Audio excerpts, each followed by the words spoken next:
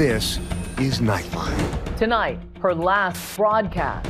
Good Monday morning. Welcome to Daybreak. It's June 26th. I'm Jody Huisentruit. New leads in the mysterious disappearance of beloved TV anchor Jody Huisentruit. I said, you need to call the police department. Jody's not here. We take you inside the renewed investigation into the 3 decades-old abduction. People call it a cold case. We do not.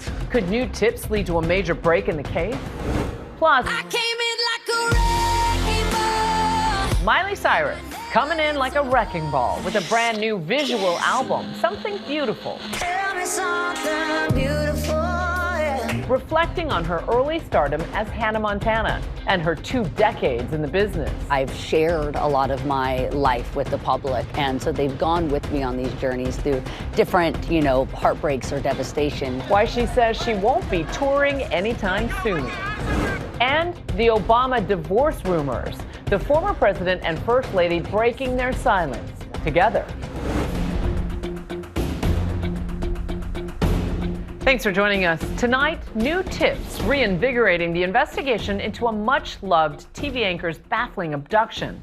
It's been 3 decades since the 27-year-old vanished on the way to the studio. Investigative journalist Maria Oz takes us inside the effort to uncover what really happened in a new ABC News Studios docuseries. Here's a preview. From the beginning, this appears to be a shocking and unusual story. KIMT news anchor Jody Huisentruit was just 27 at the time of her disappearance. My worst fears are that we'll find her dead. Was this person a stalker? Was it a crazed fan? People call it a cold case. We do not. 30 years later, the case is still everywhere in the news and online. Jody Huisentruit. This is an interesting case. Now police have new leads that could mean finally finding her killer. Did police find evidence that could finally solve Jody's cold case? Investigators say they have a possible lead in the search for an Iowa news anchor. The reason why you're here today is that a show called Dawn at Dawn. It was on 2020. When it ran, we and the filmmakers received a tip. New tips have led investigators to a property in Minnesota. It's time to get this done. It's time to get this case solved.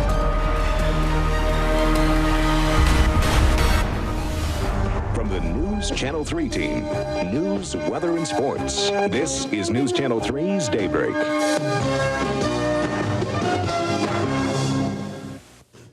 Good Monday morning. Welcome to Daybreak. It's June 26th. I'm Jody Huisentruit. And I'm Kevin Skrupa. Good morning, everybody. And coming off a wild weather weekend. Yes, a lot of rain and much needed for the farms, from what I've heard. I was very surprised as in Iowa City over the weekend on Saturday. June 26, 1995 was Jody Huisentruit's last broadcast from KIMT in Mason City, Iowa. I don't like that forecast.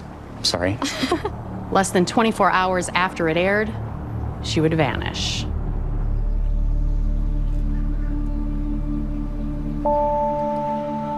Mason City is a mom and pop bedroom community. We really are a really big small town. People here really know each other well. You're not really anonymous in Mason City.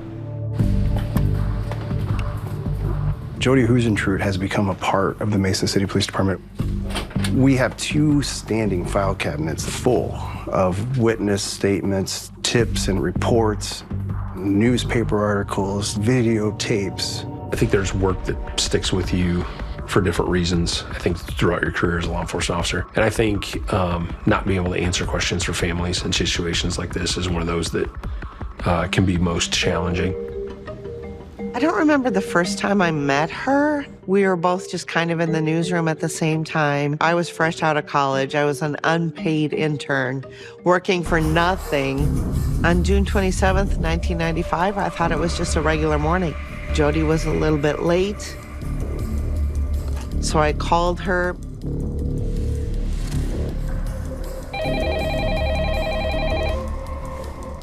I very obviously had just woken her up. I'm like, Jode, are you coming into work today? Oh, I'll shower and I'll be right there. If she ever overslept, she would be into work within 20 minutes with her hair wet and her hair dryer and her makeup in a bag. I was a little concerned when it got to be about an hour after my first phone call. She still hadn't shown up. So I called her again, and then there was no answer. So at that point, I started to get a little bit worried. I had to make sure we got on the air. You know, we had to produce a newscast.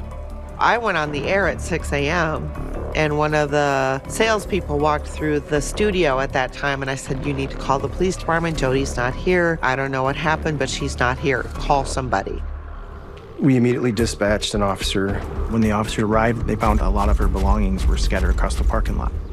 The mirror on her Mazda Miata was bent backwards. They found the car keys laying on the ground, and the door key was bent. They started to walk between the cars. They started noticing more things. Her hair dryer. There's an earring over here, and there's some paperwork here, and red high-heel shoes. You can see drag marks. We've got a problem. Jody's been dragged out of here.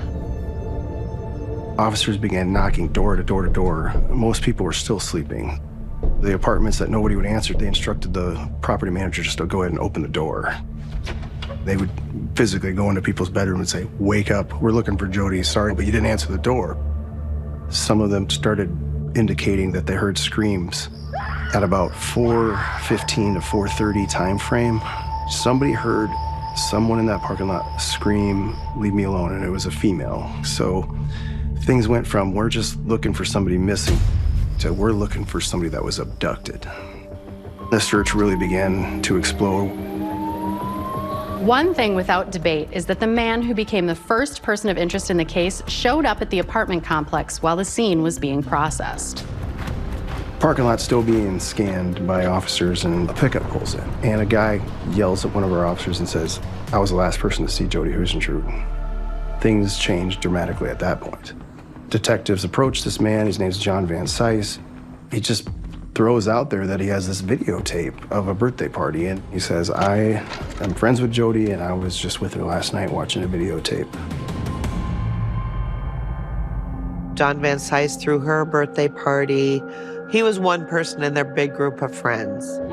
And what I can see is that video shows John keeping one eye was on her most of the night, and she was kept close to him, and whenever she would wander off, John seemed to always reappear. A lot of John Van Cise in that video, so a lot of him being with hands on Jody, doing some dancing or twirling and things like that. John Van Cise was a local resident of Mason City. He was a seed corn salesman at the time and was a sort of a vibrant playboy type. If you hung around the bars, you knew who John Van Cise was. I am a childhood friend of Jody's. We grew up together. Jody talked about John a lot. She loved to water ski, and John had a boat, and so he was taking her water skiing. He was older than her, and I'm like, Jody, that's weird. Like, why do you, why do you hang out with him? He's got a boat, Stacy. Like, he's just a nice guy. I named my boat after her because just because she's Jody, and she's been such a big part of my life here lately, and she just makes me feel so good. Jody repeatedly had told me, oh, we're just friends. I'm like, Jody, are you sure? I'm like, because it sure seems like he's interested in you as more than just a friend. So I think you need to be careful. I had voiced that opinion several times over the last couple of weeks before she disappeared. I had a bad feeling. I'm trying to keep my composure and trying to keep calm about this thing, but I'm very, very bitter. I'm very bitter at the person who did it. If they ever find him, don't bring him around me. In the beginning stages of the investigation, John Van Cise was cooperative. He seemed almost excessively cooperative.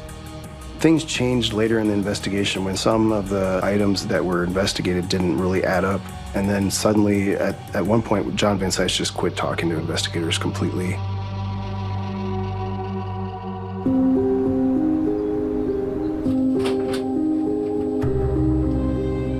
A couple of years ago, if you would have asked me, I had a pretty good idea who did this.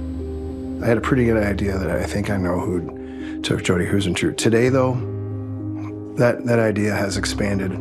The day Jody disappears, John Van Cise becomes the first person police investigate in this case. He's the first person of interest, but certainly not the last.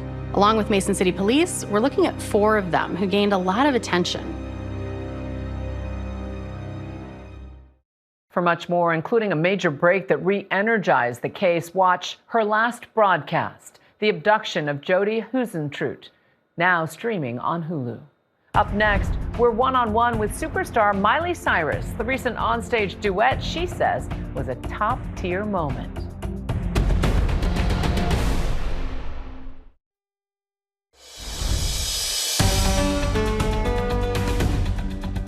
Welcome back. You know, Miley Cyrus is seen as an artist's artist, bouncing seamlessly from writing and performing her own material to paying homage to the classics of all genres in cover songs.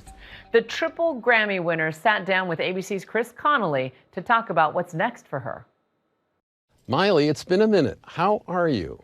I am fabulous. How are you? What is it that's making you feel fab right now? The music itself, the film, I'm just really proud of the outcome. The many sides of Miley Cyrus, now 32, in league with a host of collaborators, including her beau, Max Morando, off camera and on. All of Miley's mega talents on display throughout Something Beautiful, her critically acclaimed new visual album. Tell me something beautiful.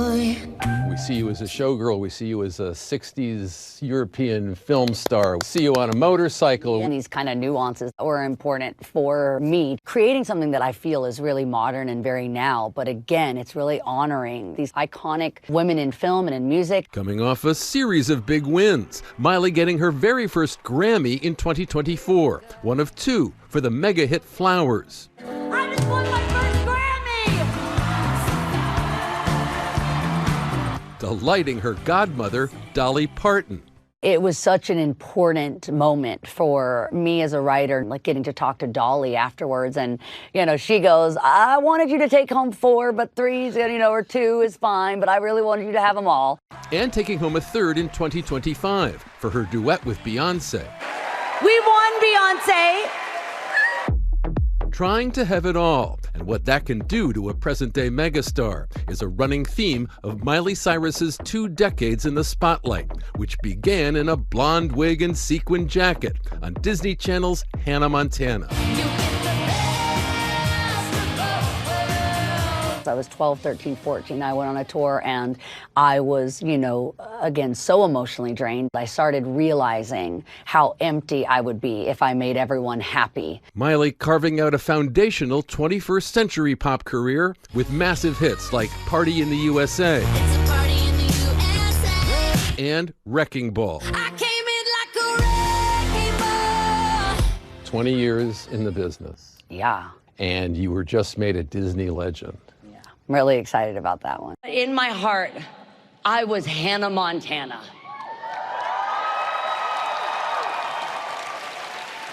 And I was so proud to be. I have a really positive kind of memory and childhood, really, of growing up with Disney. And it's something that I think really kind of unifies me and the audience. Her new visual album, super abundant with Miley's innate creativity and that unmistakable voice.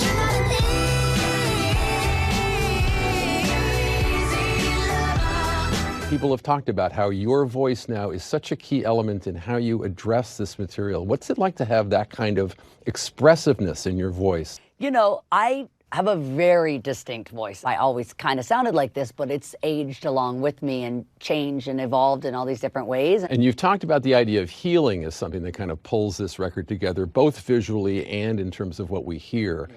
Healing from what exactly, would you say? I've shared a lot of my life with the public, and so they've gone with me on these journeys through different, you know, heartbreaks or devastation. And so for me to be able to kind of show the beauty in some of the pain, I think is inspiring, because things will inevitably continue to happen that are hard, and to remember that they are precious in their own way. She's recently performed in a host of intimate big city venues, a stripped-down version of End of the World.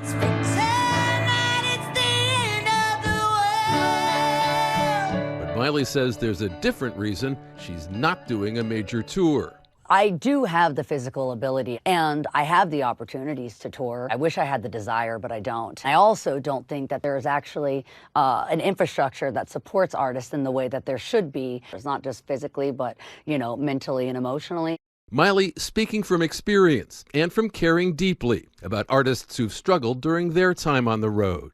The artists like Prince that are not here today that lived such a high intensity lifestyle out on the road, then it's really hard to maintain sobriety when you're on the road, which is a really important kind of pillar of stability in my life. It just seems like it's a real meat grinder out there for young people And not that you only went through. Yeah. losing their life, but losing their minds. None of this that I create would ever be possible without the way that I think about things.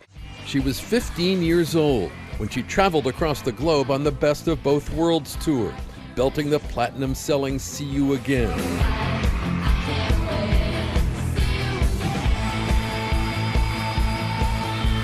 You have so many thousands of people screaming at you, so dopamine, you're feeling a lot of love, and then you totally crash at the end of the show, and you start thinking that one person loving you is not enough. It needs to be 10,000, it needs to be 80,000. Are you afraid of feeling those things on a nightly basis? I like to do things I'm afraid of. I've jumped out of airplanes. I performed for 150,000 people. I stood toe-to-toe with Beyonce. Miley joining Beyonce on the Cowboy Carter tour, singing their Grammy-winning duet, Two Most Wanted.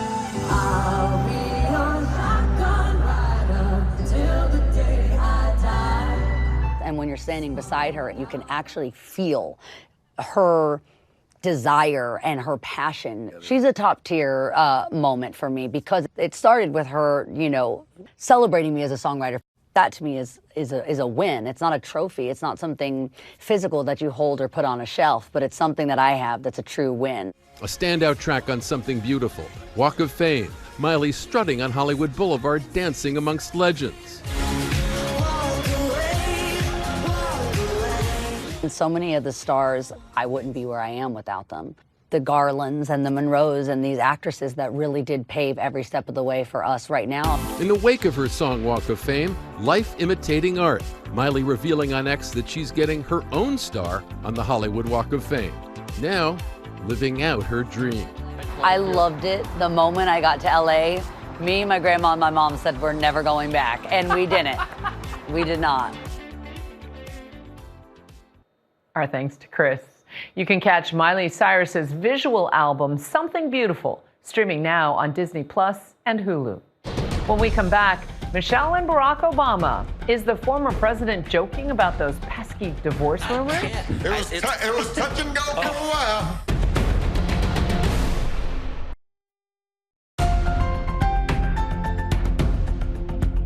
And finally tonight, Michelle Obama's IMO podcast with her brother Craig Robinson, welcoming a big name this week, Barack Obama.